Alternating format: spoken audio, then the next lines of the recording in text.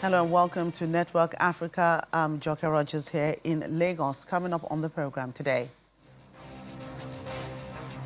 Egyptian President Abdel Fattah al-Sisi welcomes King Abdullah of Jordan for talks on restoring stability in the Middle East. Jihadist group in Niger Republic releases a new video purportedly showing its attack on an Air Force base in the capital, Niamey. Plus, first commercial flight carrying passengers lands at Sudan's Khartoum International Airport.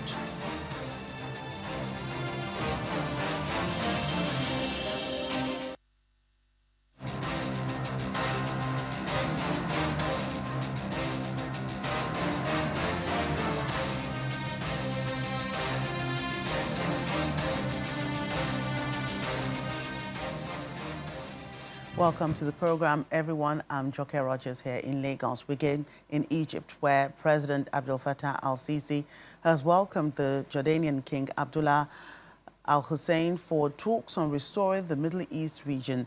The two leaders reiterated their opposition to any attempts to displace the Palestinian people from their land. According to a statement from the Egyptian presidency, the president stressed that they need to fully implement the Gaza ceasefire, allow unhindered humanitarian aid, and accelerate reconstruction efforts in the territory. The meeting came as Israel announced the partial reopening of the Rafah border crossing between the devastated Gaza Strip and Egypt. Cairo has long opposed plans to displace Palestinians from Gaza, saying it will constitute an ethnic cleansing and the end of any hope for a Palestinian state. Egypt is also concerned that a major influx of refugees from Gaza, possibly including Hamas fighters, would be costly and pose an immediate security concern for the country. An Islamic group claiming to be behind the attack on Niger's capital, Niamey, has released a new video purportedly showing the attack itself on an Air Force base. The footage was aired by a news agency known to be part of the jihadist group's propaganda wing. 4 soldiers were injured and several aircraft damaged in Thursday's assault on the international airport. The video purports to show an explosion inside a hangar housing a helicopter and another aircraft on fire. Gunfire also damaged several passenger planes. Niamey's airport is a strategic hub that hosts military bases, the headquarters of the Niger-Burkina Faso-Mali Joint Force, and a large uranium stockpile at the center of a dispute with French nuclear company Orano. State television reports that government forces responded quickly to the assault early on Thursday, killing 20 of the attackers and arresting 11 others. Last year, Al-Qaeda and IS-backed militants escalated their campaign across the Sahel, threatening the stability of the region. Meanwhile, further up in northeast Africa, in the forests of Ethiopia's largest region, Oromo Liberation Army Commander Jal Maru denies his fighters target civilians. Yet, as the hidden humanitarian crisis deepens, international investigators accuse both sides of atrocities, leaving millions trapped in a deadly stalemate. The government brands the OLA as terrorists, accusing them of ethnically motivated massacres. Rebel leader Maru, in a rare interview, insists his troops operate under strict military discipline. However, UN investigators and rights groups like Amnesty International document a brutal reciprocity. The OLA accused of killings and kidnappings, while government forces are cited for indiscriminate drone strikes and extrajudicial killings. And a deepening humanitarian crisis persists, the human cost of which is staggering and underreported due to access restrictions. The UN reports 3.2 million children are out of school. Hospitals are being looted and blocked, and malnutrition soars, while the government claims military gains and returns of displaced people, abductions and banditry plague the region, with civilians paying the highest price. When London now, where the corruption trial of former Nigerian Petroleum Minister Diezani Alison-Madueke continued at the London at the Southwark Crown Court, where jurors heard detailed evidence of an extravagant spending trail at a luxury antique store in the capital. Prosecutors told the court that as much as £140,000 was spent in a single day on high-end furniture, bespoke lighting and decorative art, allegedly paid for through intermediaries during her time in office. Our London Bureau Chief, Diezani Alison-Madueke, reports. Well, I'm here outside Southwark Crown Court, where proceedings resume this morning in the corruption and bribery trial of former Nigerian Petroleum Minister Diezani Alison-Madueke. Alison-Madueke is facing 6 criminal charges, 5 counts of bribery and 1 count of conspiracy to commit bribery relating to alleged conduct between 2011 and 2015 when she oversaw Nigeria's oil and gas sector. She has pleaded not guilty to all charges. Prosecutors allege she accepted cash payments and luxury benefits, including private jet flights, chauffeur-driven cars, access to high-end London properties and the payment of private school fees in exchange for influencing the award of lucrative oil and gas contracts. The UK's National Crime Agency say those benefits were provided by businessmen linked to companies doing business with Nigeria's state-owned petroleum sector. Now the defence disputes those claims. Her lawyers argue she had no real decision-making power, describing her role as a rubber stamp, with contract decisions allegedly taken by officials below ministerial level. Now, the trial formally opened a couple of weeks ago and is expected to run for up to 3 months. 2 co-defendants, oil executive Olatimbo Ayinde and Alison-Madueke's brother Doye Agama, are also standing and deny all wrongdoing. Now, as to be expected, this case is being closely watched internationally, given its implications for accountability in the global energy sector and long-standing concerns around corruption in Nigeria's oil industry. Proceedings are expected to continue here this morning. Until then, Diezani Alison-Madueke reporting for Channels Television News at Southwark Crown Court.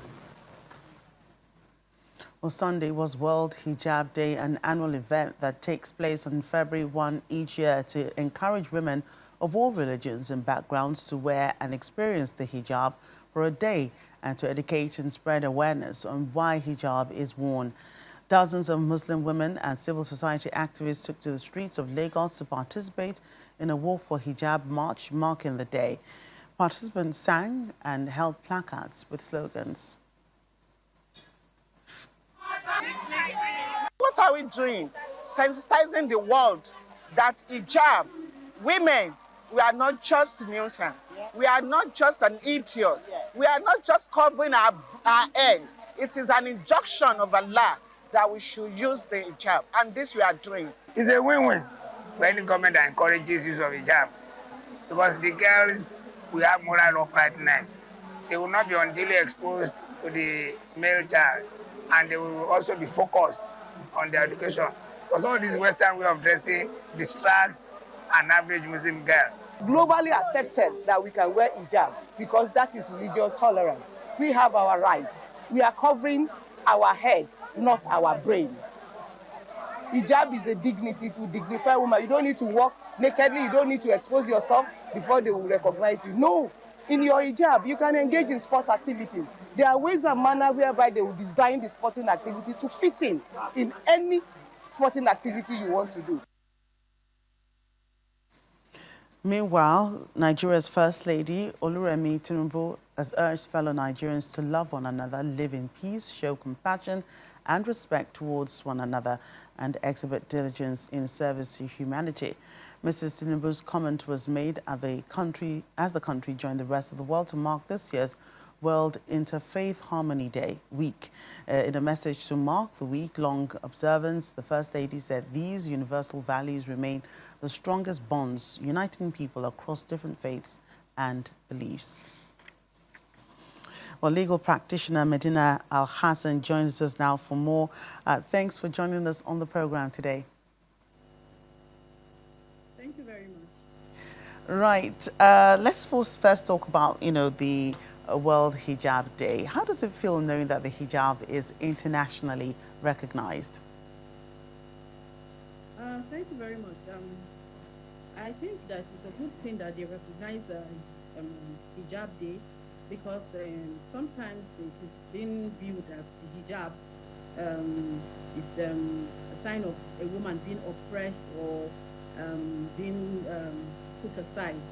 But on the contrary, the hijab is a personal choice that is really rooted in religious freedom. Yeah. There are still so many things people do not understand about the hijab. You know, why do women wear it, and why is it such a contentious issue for those that don't? Women really wear hijab as hijab is a personal choice that is rooted in it's an act of worship. The hijab, as a Muslim, you wear the hijab as an obedience to Allah. And it's a choice that you must make compulsory if you're a Muslim. I don't understand why really people will choose to discriminate against it, because sometimes I would say it's a violation of the freedom, religious freedom. If I choose to cover, it should be a personal choice of dignity, and since the religion is recognized, I should be allowed to dress the way that I feel my religion is accepted in my religion. So the women that chose not to wear the hijab, I mean, is there any reason why people should look down on them for not wearing it, even though you say it's a choice for those who do? We all have religious differences. There's a level of acceptance of the religion that we all have. So if your level of belief has not reached the level that you think that hijab is compulsory on you, I do not believe anybody should be looked down upon, since religion is a personal choice. So let everybody be able to do his own thing at the level at which they believe. That's my personal opinion, really. Right. Yeah. I must thank you for your time. That's just short as we can take it.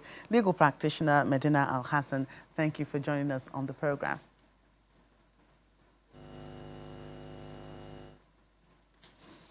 Let's move on. More than 200 people have died while several others were injured after a coltan mine collapsed this week at the Rwanda mining site in Eastern Democratic Republic of Congo.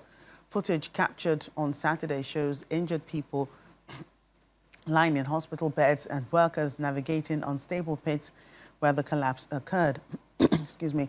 M23 authorities claimed heavy rains triggered the landslide, with their appointed governor, Eraston Bahati Musanga, ordering nearby residents to relocate to safety. Some of the injured have been transferred to bigger hospitals in Goma, around 50 kilometers away. It comes as miners were digging for coltan mineral used to make components for mobile phones, computers, and other electronics. Mining in eastern DRC is largely unregulated, with workers earning just a few dollars a day and operating without basic safety measures.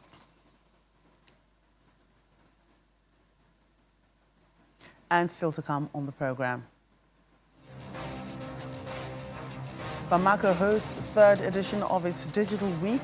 Stay with us for details in a moment.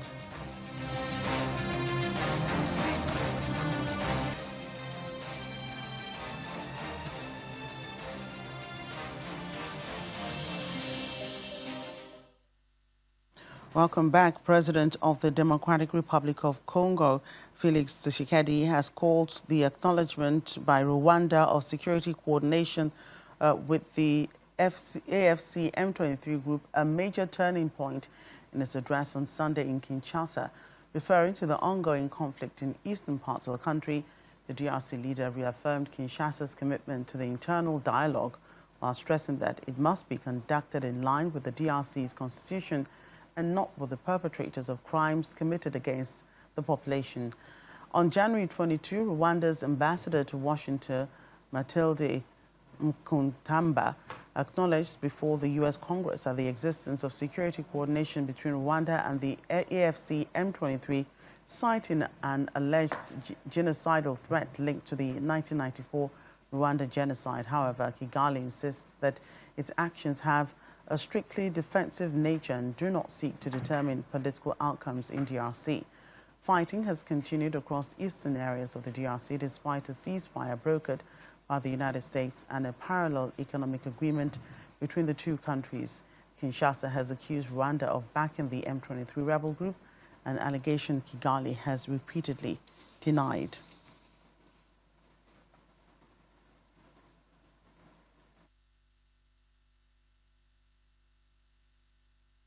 Lord Ibalanki Ekolomba, a DRC political figure long considered close to President Tshisekedi, has reappeared on Sunday in Goma, accompanied by the leader of the M23 rebel group, Corneille Nangaa, saying that he was there on a personal initiative for dialogue and consultation.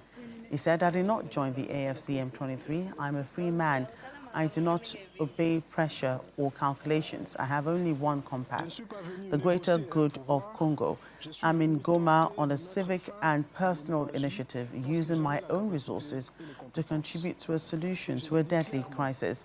Speaking to the press in Goma, he was accompanied by Corneille Nangaa, coordinator of the AFC M23, and Bertrand Osimwa, deputy coordinator. Absent from the country for nearly a year, Mr. Ibalanki emphasized his role as a man of peace. His appearance stirred tensions with Kinshasa, with the government decrying Ibalanki's move as a high treason. The political group reveals, which Ibalanki was previously associated with, also issued a statement saying that it has officially expelled him. Ibalanki, a former ambassador of DRC from May 2023, also served as the coordinator of the National Monitoring Mechanism for the Addis Ababa Framework Agreement, a bedrock of diplomatic efforts to end the conflict in the eastern DRC. Here in Nigeria, the Inspector General of Police, Kayode Egbetokun, has reassured Nigerians on the capacity of the police in its peacekeeping roles. Speaking at the opening ceremony of a two-day event organized by the Nigerian Institute of International Affairs in collaboration with the Nigerian Police Force, he said Nigerians can now be reassured that their properties and lives are safe. On his part, the Director General of the NIIA, Professor Ehosa Osage, explained that since Nigerian contingents are keeping the peace in foreign operations across the globe, Nigerians are reassured that they're also part of a global peace mission. The true impact of peacekeeping is often not captured in reports, but in lived realities. When schools reopen, markets return, and public trust is restored. In such moments, peacekeeping fulfills its highest purpose. Contemporary peace operations face unprecedented complexity. Asymmetric threats, violent extremism, transnational organized crime, and digitally enabled insecurity continue to reshape the operational landscape. Effective peacekeeping police is one that reflects legitimacy, discipline, and public trust both at home and abroad. Nigeria's enduring commitment to multilateral peace. Distinguished delegates, peacekeeping is not an act of charity. It is an investment in shared global stability. Over 6 decades, more than 12,000 police officers. The Nigerian police has been there, doing things that are extraordinary in furtherance of the pursuit of international peace, security, and prosperity. So it's not only when we are able to sleep well in Nigeria, it's also when they're able to sleep well in Liberia and in Sierra Leone and in Kosovo. They remember the Nigerian police force. I think the only police force that would be close to the Nigerian police in terms of its peacekeeping operations would be the police of India. That's the closest that comes to Nigeria. And our officers that have been in these peacekeeping operations have done so well that you will find that many of them have ended up as commanding officers, either for the UN, that is the United Nations, or the African Union, or even for ECOWAS. The first commercial flight carrying passengers landed at Sudan's Khartoum International Airport on Sunday following a 3-year suspension due to the war. The Sudan Airways plane taxiing on the runway before coming to a stop with passengers disembarking and completing entry procedures in an airport lounge. Pilot Ala Eldin Sadiq noted that there are scheduling arrangements being made with civil aviation to organize the flights.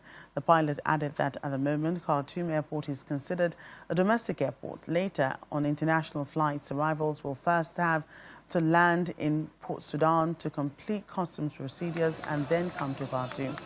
The Sudan news agency affiliated with the Sovereign Council reported that the Sudan Airways plane arrived in Khartoum from the Khartoum Airport from the city of Port Sudan, marking the first flight of a national carrier to reach the capital since the war began. In March, the Sudanese army announced that it had regained control of the capital, Khartoum, whilst it stated that they had redeployed their forces across various fronts in line with their military objectives aimed ultimately at resolving the battle in favor of the Sudanese people.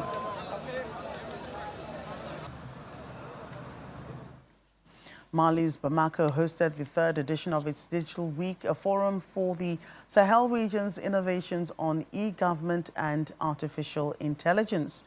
Startups and young creators unveiled projects aimed at tackling local challenges. Abubakar Sidibe, a student of mechatronics and robotics, showcased a mini robotic system aimed at supporting Mali's armed forces. Malian startup MediConnect also introduced a digital platform connecting patients, pharmacists and healthcare professionals. Mali's tech sector is being touted as a powerful tool for job creation and technological independence, with calls for the government to place local digital solutions at the heart of public projects. The forum highlighted the broader economic and social potential of digital services, including job creation, skills development, and the emergence of sustainable digital tools to support public initiatives. Well, that's our program today. Thank you for watching. I'm Joker Rogers.